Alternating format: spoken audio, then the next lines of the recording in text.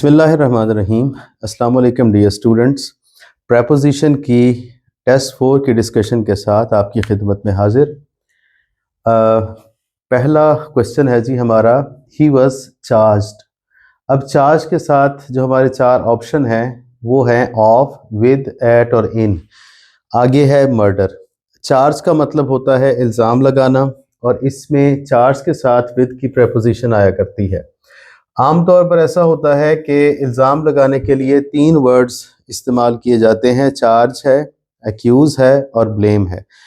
Blame के साथ for की प्रेपोजिशन आती है, चार्ज के साथ विद की आती है और एक्यूज़ के साथ ऑफ की आती है। ये ऐसा सेट है कि जिसके साथ हर दफ़ा प्रेपोजिशन चेंज होती है, वरना नॉर्मली ऐसा होता है कि अगर फॉर एग्ज़ाम्पल अवेयर अनअवेयर वाले वर्ड्स हैं तो उनके साथ एक ही तरह की प्रेपोजिशन आ रही होती है। तो इसमें हमें थोड़ा सा विजिलेंट रहने की ज़रूरत है, और इसमें जो प्रेपोजिशन जिस वर्ड के साथ आनी है उसे याद करना है वैसे ही।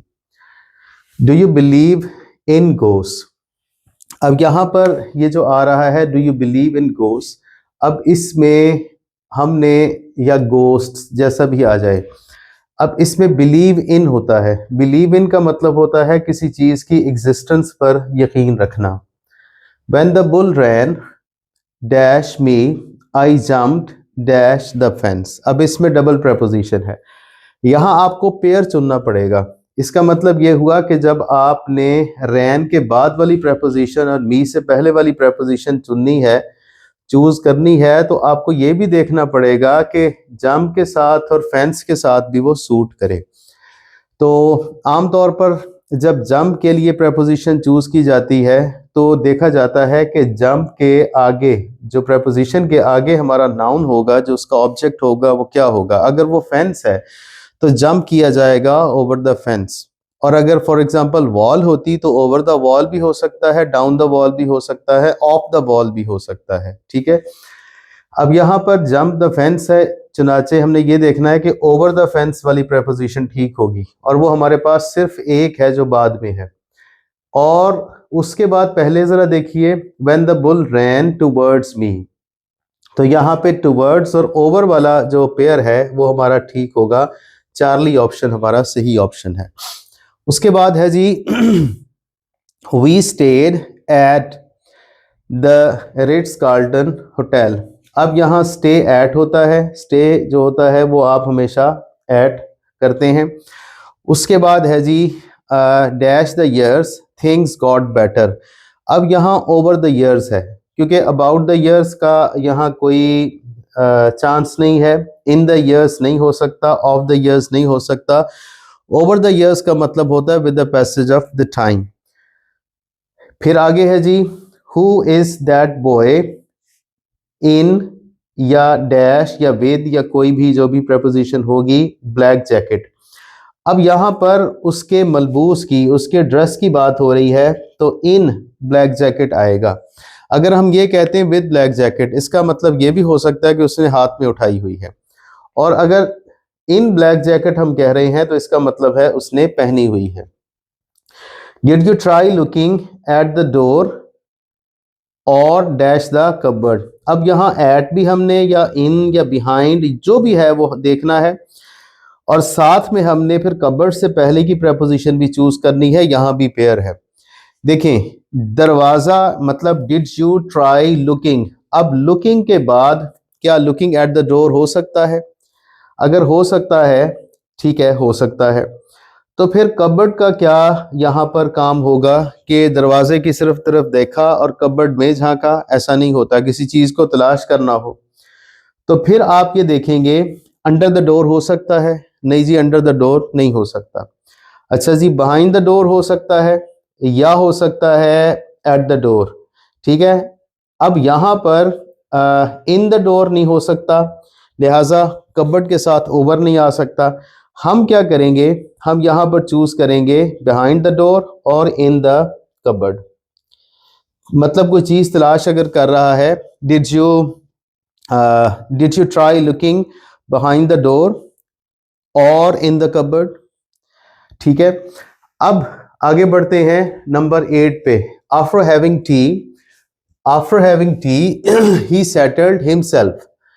Dash the arm chair. अब यहाँ इनटू है, ओवर है, टू है और एट है। अब चेयर पे बैठने के लिए जो आम तौर पर प्रेपोजिशंस यूज की जाती हैं वो दो यूज की जाती हैं। अगर आप इन यूज करते हैं प्रेपोजिशन, या समटाइम्स हम बेंच के लिए या किसी ऐसी ओपन चीज के लिए ऑन भी यूज कर लेते हैं। नॉर्मली चेयर के साथ इन की प्रेपोजिशन आती है, लेकिन सेटल के साथ, मतलब जब सेटल आएगा तो सेटल इनटू। सेटल इनटू एक फ्रेज है पूरे का पूरा जिसका मतलब होता है कंफर्टेबली सेटल होना, कंफर्टेबली बैठ जाना। तो आर्म चेयर है, आर्म चेयर आमतौर पर कंफर्टेबली बैठने के लिए है या इजी चेयर जैसे भी होती है, तो सेटल इनटू की प्रेपोजिशन जो है वो यूज होगी। ठीक है जी। उसके बाद है most beautiful bird was flying across the river. ठीक है जी, मतलब वो दरिया के उस पार जाना चाह रहा था, जा रहा था। फ्लाइंग ऑन द रिवर नहीं हो सकता, फ्लाइंग इन द रिवर नहीं हो सकता, विद द रिवर नहीं हो सकता, तो अक्रॉस द रिवर यहां पर होगा। He was driving eight 80 miles per hour when he crashed into the central barrier।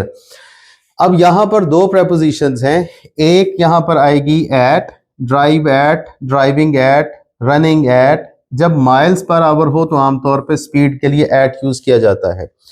उसके बाद क्या है, क्रैश्ड इनटू। क्रैश्ड अगेंस्ट भी हो सकता था, लेकिन यहाँ क्रैश्ड इनटू है तो क्रैश्ड इनटू आएगा, क्रैश इन नहीं आएगा। इसी तरह he was driving in 180 miles per hour नहीं आएगा, अंडर नहीं आ सकता, तो हमारी पहली प्रेपोजिशन ही इस तमाम पेयर को क्लियर कर देगी। उसके बाद है while delivering the speech I was travelling with fear. अब यहां पर ये जो ऑप्शन है I was travelling with fear, यहां पर ट्रेम्बल जो होता है, खौफ से कांपना, वो विद होता है, या सर्दी से कांपना भी इवन विद होता है। ट्रेम्बल के साथ भी विद की प्रेपोजिशन आती है, शिवर के साथ भी विद की प्रेपोजिशन आती है। अगर ख्वेवर आ रहा हो फॉर एग्जांपल किसी भी वजह से, तो उसके साथ भी विद की प्रेपोजिशन आएगी। Many species of insects were wiped dash when the jungle was cleared. जब जंगल को क्लियर किया गया तो सारी की सारी स्पीशीज वाइप आउट हो गई। वाइप आउट का मतलब होता है बिल्कुल मिट जाना, खत्म हो जाना, सफ़े हस्ती से मिट जाना, तो वाइप आउट आएगा। They complain dash your misbehaviour, they complain against your misbehaviour, complain against होता है। ठीक है जी। उसके बाद है the bank is in front of my house. In front of पूरे का पूरा आपका फ्रेजल एक्सप्रेशन है, ठीक है, लिहाजा इसके साथ हम और कोई प्रेपोजिशन नहीं यूज करेंगे, इन फ्रंट ऑफ यानी सामने। और what is happening in this picture, what is happening in this picture. अब आप ये देख लें कि अगर कोई पिक्चर दिखा के आपको सीन डिस्क्राइब करने का कहा जा रहा हो, तो आप ये नहीं कह सकते what is happening at this picture, या what is happening from this picture, या of this picture. Happen of हो सकता है, लेकिन वो होगा कि उसके साथ क्या हो रहा था, यानी क्या बीत रही थी। What is happening in this picture का मतलब ये है कि जो सीन डिस्क्राइब करें उसमें क्या क्या हो रहा है। Do not take any notice of him, take notice of, ठीक है, इसका मतलब होता है ख्याल रखना या ऑब्जर्व करना। He came dash me in the market. अब ये फ्रेजल वर्ब है। कम अक्रॉस होता है अचानक किसी से मिलना। अगर आप अपने दोस्त से, किसी वाकफियत वाले बंदे से मिलते हैं, एक्वेंटेंस से मिलते हैं, तो वो कम अक्रॉस होगा, अचानक मिलना। कम बाई होता है जब आप किसी चीज, कोई चीज आपके हाथ लग जाती है, तो यहाँ पर कम अक्रॉस आएगा। I came across, he came across me in the market. They remind me of the meeting, they remind me of the meeting. Remind of होता है याद दिलवाना, ठीक है, तो यहाँ remind me of the meeting आएगा। I can not put up with this insult. अब ये पुट अप विद, ये पूरा फ्रेजल वर्ब है, ठीक है ना, तो यहाँ पे हमने फ्रेजल वर्ब जो है वो पूरा किया है। प्रेपोजिशंस जो होती हैं वो मैंने शुरू के लेक्चर से बताया था कि प्रेपोजिशंस जो प्योर नाउन के से पहले वाली प्रेपोजिशंस होती हैं वो भी होती हैं। जैसे मूवमेंट की प्रेपोजिशंस हो सकती हैं, जैसे एजेंसी की हो सकती हैं, जैसा कि स्पेस की हो सकती हैं, टाइम की हो सकती हैं। ठीक है, टूल्स की हो सकती हैं, ये prepositions हो सकती हैं, लोकेशन की हो सकती हैं, लेकिन कुछ prepositions ऐसी होती हैं जो phrasal verbs में आती हैं, उसका हिस्सा होती हैं, normally they are adverbs। तो ये जो prepositions होती हैं इनको आपने मुकम्मल तौर पर यूं कह लें कि मेमोराइज करना होता है, या यूं कह लें कि phrasal verb की preposition बस जो है वो है। तो put up with का मतलब होता है बर्दाश्त करना, I cannot put up with this insult। उसके बाद है she takes after her mother। take after होता है मुशाबे होना, रिजेंबल करना, ठीक है। लुक आफ्टर जैसे होता है, इस तरह लुक आफ्टर का मतलब देखभाल करना है अगर फॉर एग्जांपल, तो टेक आफ्टर का मतलब होता है रिजेंबल करना, ठीक है, मुशाबे होना। She takes after her mother, यानी वो अपनी माँ से रिजेंबल करती है। We inquired into his health. Inquired into आएगा, ये सारे फ्रेजल वर्ब्स हैं, यानी फ्रेजल वर्ब्स की जो प्रेपोजिशंस है वो हैं। इंक्वायर इनटू का मतलब होता है, sorry, inquire after his health. Inquire after his health, inquire after का मतलब होता है अयादत करना। इंक्वायर इनटू का मतलब होता है तफ्तीश करना, यानी अगर हम कोई इन्वेस्टिगेट कर रहे हैं तो उसके लिए आएगा इंक्वायर इनटू, ठीक है, दे इंक्वायर इनटू द केस, यानी इन्वेस्टिगेटेड। लेकिन जब इंक्वायर आफ्टर आएगा तो इसका मतलब होता है अयादत करना, किसी की जाके क्या कहते हैं, तबीयत का पूछना। उसके बाद फिर नेक्स्ट आता जी, he was accused of theft. ये बात मैंने अभी पहले थोड़ी देर पहले की, जब हम चार्ज के बारे में बात कर रहे थे, पहला ही सेंटेंस था हमारा, तो इसमें एक्यूज ऑफ आ गया। ये मैंने कहा था आपसे कि एक्यूज ऑफ होता है, चार्ज विद होता है, ब्लेम फॉर होता है। ये तीनों चीज़ें आपको बार बार याद रखनी पड़ेंगी और अपने जहन में दोहरानी पड़ेंगी। फिर आता है जी 23rd हमारा sentence, when does Eid ul Fitr come of. ठीक है, कम ऑफ जो है डबल एफ के साथ, इसका मतलब होता है वाक़े होना। मतलब ये पूछा जाएगा कि ईद उल फितर कब होती है, फॉर एग्जांपल यकम शव्वाल को होती है, तो ये सवाल है जी, when does Eid ul Fitr come off. Come off का मतलब होता है वाक़े होना, अक्कर, हैपन के मीनिंग में आता है। और he comes of a Nobel family, ये सिंगल ऑफ के साथ है, सिंगल एफ के साथ है। He comes of a Nobel family, इसका मतलब ये होता है कि वो बिलोंग करता है, ताल्लुक रखता है, ठीक है। ये भी फ्रेजल वर्ब है। इस टेस्ट में हमने जरा फ्रेजल वर्ब ऐड किए हैं ताकि आपको ये भी आइडिया हो कि प्रेपोजिशन इस तरह भी पूछी जा सकती है। और लास्ट वन है जी, he ran short of money. Run short of का मतलब होता है किसी चीज का कम पड़ जाना, फंड्स का कम पड़ जाना, या किसी भी चीज की कमी होने को रन शॉर्ट ऑफ कहते हैं, ठीक है। रन शॉर्ट ऑफ स्ट्रेंथ भी इवन हो सकता है।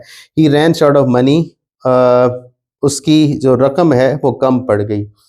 25 सेंटेंसेस थे जो हमने यहाँ सॉल्व किए हैं, और नेक्स्ट इंशाल्लाह 25 के साथ फिर हाजिर होंगे। टेस्ट 5 प्रेपोजिशन के हमारे टेस्ट 5 ही थे, चौथा टेस्ट आज हमने डिस्कस कर लिया है, 5वां टेस्ट जो है वो इंशाल्लाह नेक्स्ट वीडियो में डिस्कस करेंगे। थैंक यू वेरी मच, अल्लाह हाफिज़।